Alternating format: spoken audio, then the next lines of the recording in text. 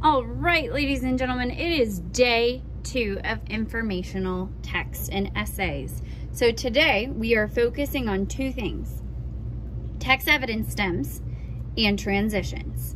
So for our text evidence stems, the reason we're using these is because as we're incorporating for informational text, we're incorporating evidence that we found within our articles. So I have a long list, and if you want, it might be best if you just pause that screen right now and write these down. I'm gonna give a couple of examples using these, but again, pause this video right now and write all of these down. I promise you, you will use them over and over again, and this will not be a waste of your time. So for example, you might say, the author in text 1 reports that the Titanic sank because it hit an iceberg. Or the last article shows in the diagram, using our text features, okay, the last article shows in the diagram that the Titanic was supposed to withstand several chambers full of water. However, when reality struck, it did not work. Or this one, according to, and then you would fill in the blank where it says title, you would say, according to, the Titanic sinks to the bottom of the ocean. The Titanic sank for another reason because the captain was not using his binoculars, or something like that. So again, these are a bunch of different text evidence stems that I will definitely model once we start writing our actual essay. However, I want you to have them as a tool, okay? So get all of these written down. All right, the next step is gonna be filling out our table. So these are gonna be for the different paragraphs. We have our first paragraph, okay? Our second and third paragraph, our fourth paragraph or last reason, and then lastly, our conclusion. So I'm gonna give you different transition words that you can use at any point, and we'll keep track of them. So for our introduction, you can always start with, or our first reason. This wouldn't be your hook, this is your first reason. You can say to begin with, okay? Or first, to start with.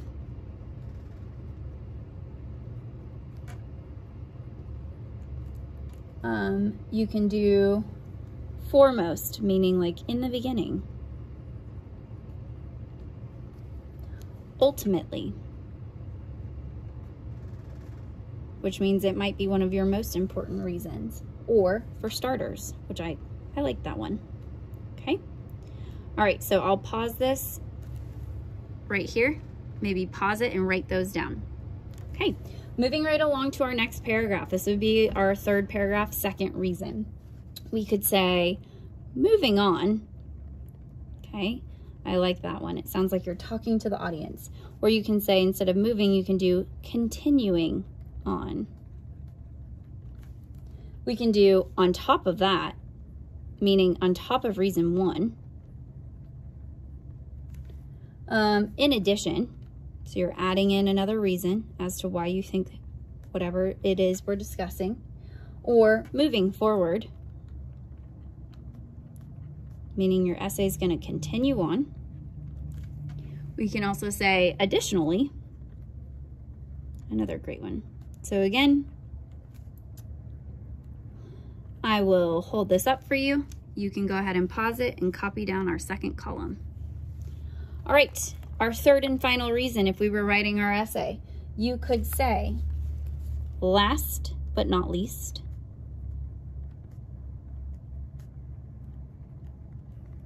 You could say, finally.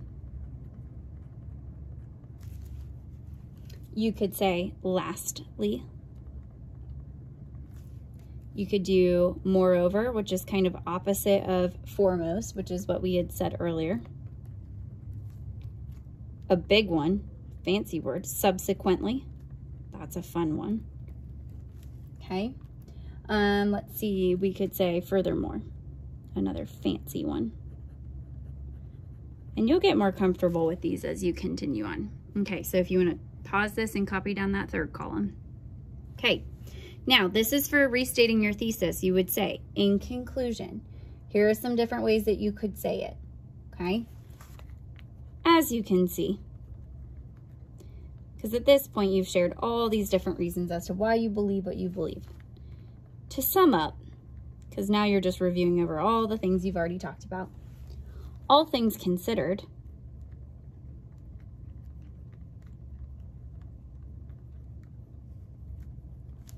from my point of view,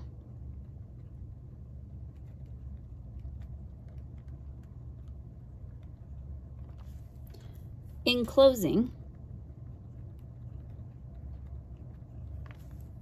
to wrap it up,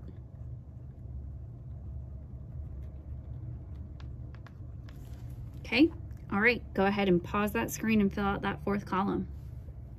And again, we can see and use these anywhere within your paragraph. It doesn't have to be at the beginning. Like, this does not need to be the start of every second paragraph you ever write.